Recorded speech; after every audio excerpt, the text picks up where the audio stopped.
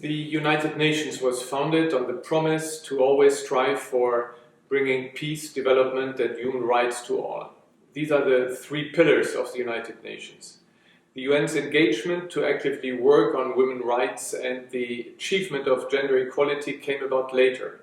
But the need to defend women's rights was enshrined in the founding promise of the UN from the beginning, in the normative framework of the Universal Declaration of Human Rights to bring equal rights to all. Women's rights are human rights, and human rights are women's rights. These famous words were pronounced by former First Lady of the United States, Hillary Clinton, during the adoption of the 1995 Beijing Declaration and Platform for Action.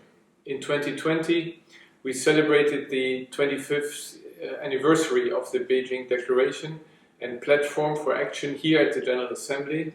Chancellor Angela Merkel participated in the virtual celebrations with a video message. Germany is proud that we have had a woman leader for almost 16 years now. But with only 7% of the world's heads of government being women, the majority of women and girls are unable to see themselves reflected in their leaders. This has to change. The political and public sphere as well as the workplace have to adopt. This is also one of the priority themes of this year's Commission on the Status of Women. Germany is about to introduce a landmark legislation with legally binding quotas for having women on company boards. We experienced this ourselves. Goodwill is not enough. Pledges are not enough. Quotas are an effective instrument on the way to gender equality. 2020 was also the year that the COVID-19 pandemic hit globally, exacerbating gender stereotypes and negative social norms in all parts of the world. This came with a real pushback on women's rights and gender equality, including rising levels of sexual and gender-based violence, intimate partner violence and the loss of income and livelihood, particularly for women, as well as higher risk to girls' education and well-being. Many member states, civil society and UN Women are therefore calling for heightened action to counter the shadow pandemic of exasperating gender equality.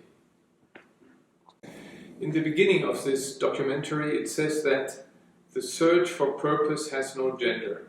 I would add, there is no space in society where gender equality has no purpose. This becomes particularly evident when we look at the role of religion in promoting gender equality. Freedom of religion or belief is a human right, and Germany is a staunch defender of everybody's right to believe or not to believe. Religion has to play its part in protecting and promoting gender equality, in defending sexual and reproductive health and rights, in advocating for the rights and freedoms of all persons to determine their sexual orientation and gender identity. Everybody has to play their role in this, and as one of the protagonists of the documentary says, we have to overcome toxic masculinities.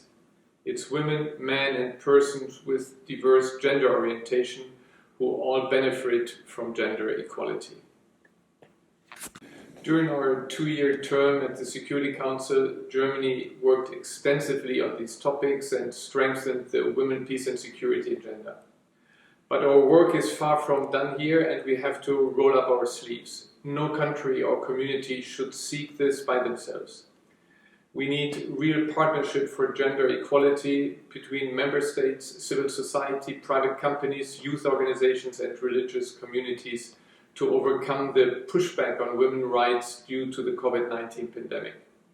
I commend the Baha'i community for taking up this important task and engaging with the United Nations, member states and civil society ahead of this 66th session of the Commission on the Status of Women. And I commend the Baha'i to undertake this initiative at the moment where in many places we face a lot of pushback on gender equality, also in the European Union. And I commend the Baha'i for this initiative where the Baha'i themselves are under massive pressure in Iran, where they are under unacceptable pressure against them to exercise their freedom of religion.